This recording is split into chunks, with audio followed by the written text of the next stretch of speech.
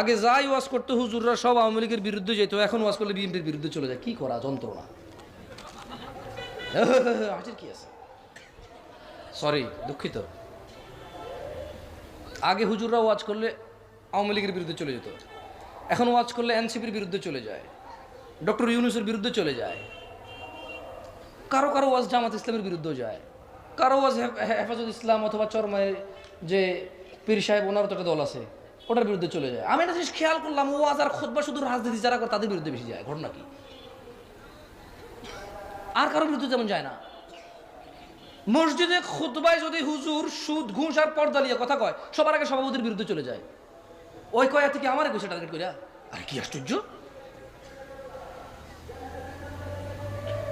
তাহলে নূহ আলাইহিস সালামের জাতি দাওয়াত যত বেশি দিচ্ছে তত কি করছে? কি করছে? আর কানে কি দিছে? মুখ কোথায় ডাকছে? জিদ করে কি করছে? অহংকার করছে। আমাদের ভিতরে মিল পাই না আমরা? হ্যাঁ, মিল পাই না? জুমার খুতবার পরে আসরে কেউ নাই, মিল পান না আপনি?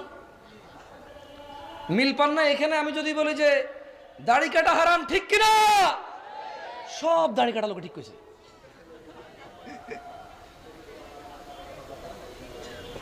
জানা করা হারাম যদি বলি, ঠিক কিনা? সব প্রেমিকরা বলবে ঠিক, কারণ ওই তো এটা ভালো জানে কত বেঠিক এটা।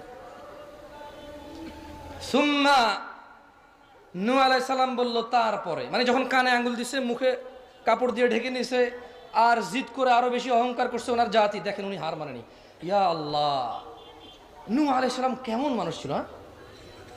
ওনার জাতি ওনাকে এইভাবে মানে রিয়েক্ট করছে ওনার সাথে, কিন্তু উনি কিন্তু জাতির প্রতি উনি কিন্তু করেনি, কি করেনি? ক্ষান্ত হয়নি, জাতির প্রতি ভালোবাসা কমায়নি। আমরা কিন্তু টাকা কম